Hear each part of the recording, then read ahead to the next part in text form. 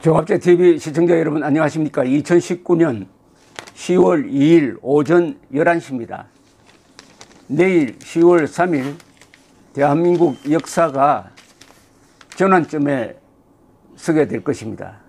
이념전쟁에서 낙동강 전선인 광화문에서 김일성 세력과 대한민국 세력이 대결합니다.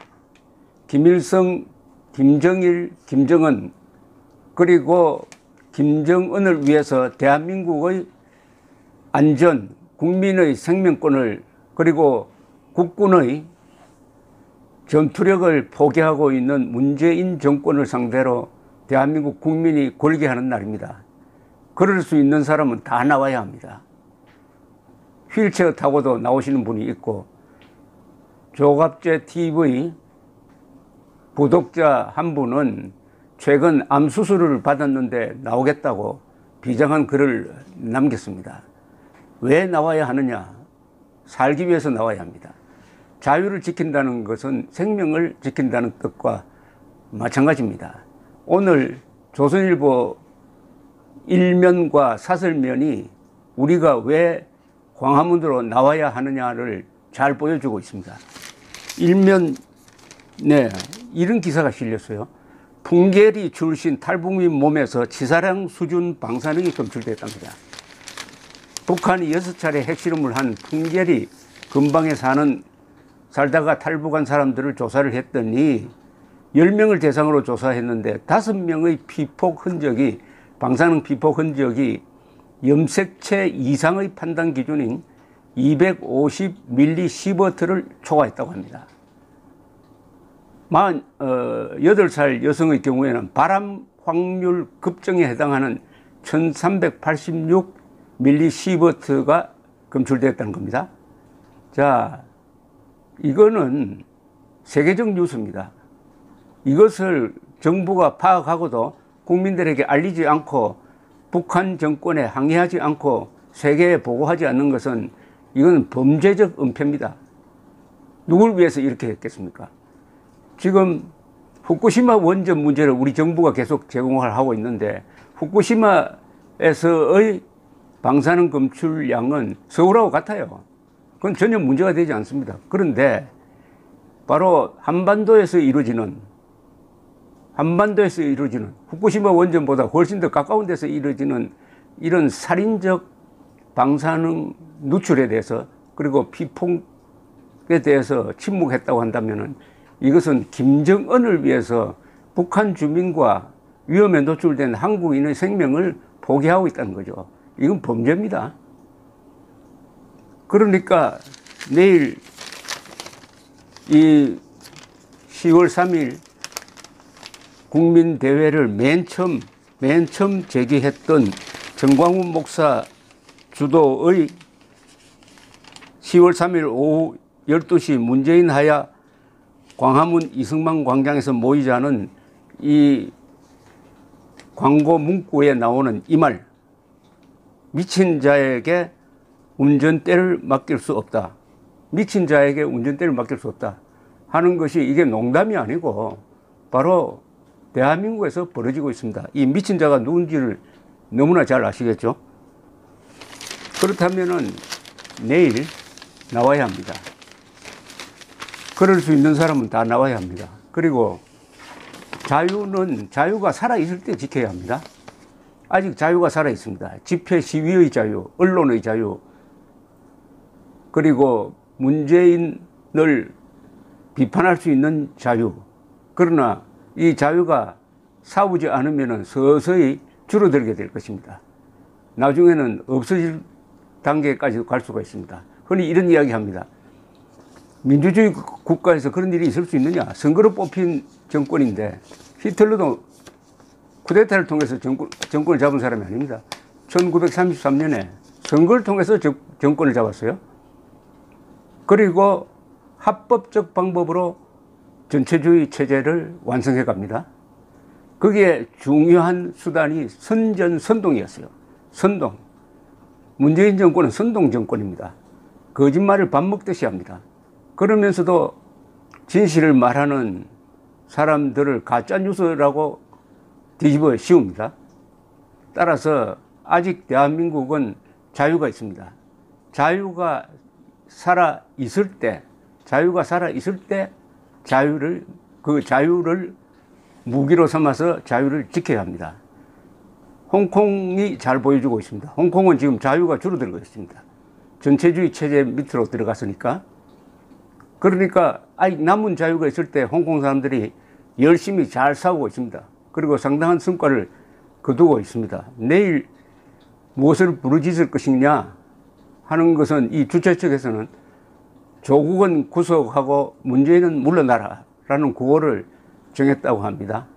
4.19식 혁명적 집회를 하겠다고 했습니다. 여기서 혁명적이라는 것은 폭력을 쓰겠다는 게 아니라고 주최 측에서는 설명을 하고 있습니다. 주최 측에서 당부하는 것은 오해가 있을 수 있으니까 몸에 흉기가 될 만한 것은 절대 가져오지 마라. 심지어 손톱깎이도 가져오지 마라 라고 이야기를 하고 있습니다. 다만 내일은 다른 집회와 달리 연설은 짧게 하고 청와대로 몰려가서 거기서 뭔가를 보여주겠다고 합니다. 뭔가를 보여준다는 게 아마 집단 농성을 하겠다는 뜻이 아니냐 하는 생각이 듭니다. 그러면서 주최 측에서 부탁하는 게 내일 수많은 사람이 오면은 물을 반드시 가져와야 된다. 물까지 나눠줄 수는 없다. 비옷을 챙기자. 우산 말고.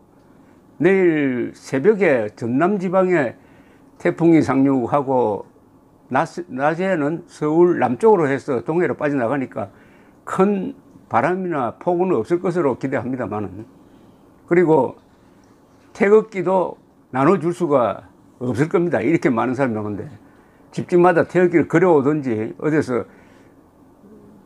숨겨놓은 게 있으면 꺼내오든지, 그 다음에 구호판도 자기가 만들어서 들고 나오면은 아주 멋지지 않을까 하는 그런 생각이 듭니다.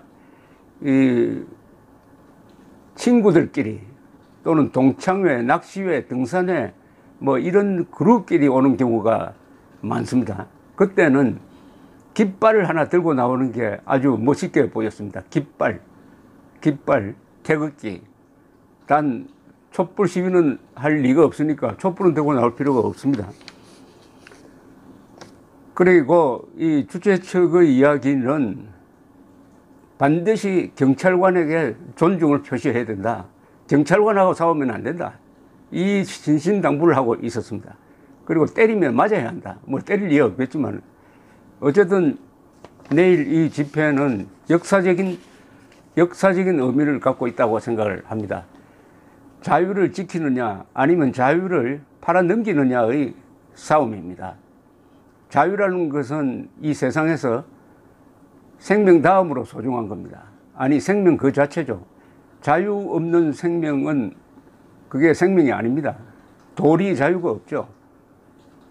식물도 움직일 수 있는 자유는 없습니다. 동물만이 이동의 자유가 있으니까 동물이 자유를 가질 수가 있는데, 지금 대한민국에서 벌어지고 있는 이 황당무계한 상황은 김일성주의자, 레닌주의자 이런 쓰레기통에 이미 들어가 버린 이념을 캐내 가지고 그것을 먹고 식중독에 걸려 가지고 영혼이 망가진 사람들이 권력을 잡고, 문재인 경우에는 김정은을 위해서 모든 것을 바치는, 김정은을 위해서 자신의 인격도 바치고, 김정은을 위해서 국민들의 안전, 국군의 전투력까지 다 희생시키고 한미동맹까지 약화시키고 하는 이런 집단이 권력을 잡고 있습니다. 미친 자에게 운전대를 맡길 수 없다는 이 말이 처음에는 좀 과격하게 들렸습니다. 신학자 본 회포의 말인데, 본 회포는 나치에 저항하다가 순교한 신학자였습니다. 지금은 조국 게이트를 거치면서 더욱더 실감이 납니다. 내일 집회가 중요한 것은 이제 국민들이 깨어나고 있기 때문입니다. 조국이라는 하늘이 내려준 선물이 국민들을 흔들어 깨우고 있습니다. 국민들이 깨어나면은 민주주의 국가에서는 여론이 바뀝니다. 여론이 바뀌면은 선거에서 정권이 바뀌는 수가 있습니다. 대한민국은 이런 방식으로 자유를 다시 찾아와야 합니다. 총구에서 권력이 나오는 나라는 아직은 아닙니다. 그리고 이걸 방치를 하면은, 이때 막지 못하면은, 이때 자유가 살아있을 때 자유를 막지 못하면은 대한민국은 세 가지 형태의 비극을 거칠 가능성이 있습니다. 하나는 베네수엘라 꼴이 되는 겁니다. 국민들이 다 같이 타락해버리는 것. 그러니까 미친 자에 의해서 집단적으로 미치게 되는 경우죠. 그 다음에 시리아식입니다. 시리아는 내전입니다. 2천만 인구가 8년 동안 내전을 하다가 15%는 해외로 달아나고 50만 명이 죽었습니다. 똑같이 알라신 믿는 사람들이 시아파, 수니파로 갈려서 지금 싸우고 있는데 아직도 결판이 나지 않았습니다. 또 하나의 길은 칠레입니다. 칠레는 군부 쿠데타가 일어난 거죠. 이 방식으로는 안 됩니다. 대한민국은 세계 유례가 없는 경제 발전 모델을 만들어내었습니다. 동시에 세계에서 가장 모범적인 민주화 모델도 만들어내었습니다. 즉 1987년에 6.29 선언을 통해서 당시에 정권을 잡았던 전두환 세력과 민주화 세력이 대타협을 했습니다. 그게 개헌이었습니다. 그리하여 1987년 12월 선거를 통해서 노태우 군인 출신 대통령이 등장을 해가지고 제6공화국이 열렸습니다. 우린 지금 제6공화국에 살고 있는 것입니다. 이게 바로 대한민국식 민주화 모델인데, 이제는 또 대한민국식 좌익 척결 모델도 만들어야 됩니다. 대한민국식 좌익 척결 모델. 집권한 좌익을 척결하는 데는 아주 피를 많이 흘리는 경우가 있었지만은, 우리는 국민 대각성으로 이것을 이루려면은 내일 광화문에서, 서울시청에서, 남대문에서, 서울역까지, 그리고 서대문에서 동대문을 꽉 채워야 합니다. 머릿수가 가장 중요합니다. 내일 광화문에서 만납시다. 또 이런 집회에 참석하는 것은 역사의 창조자가 되는 겁니다. 역사의 정인이 되는 것입니다. 아주 즐겁게 내일 13 국민 대시위를 즐겁게 그리고 싸워주시기 바랍니다. 감사합니다.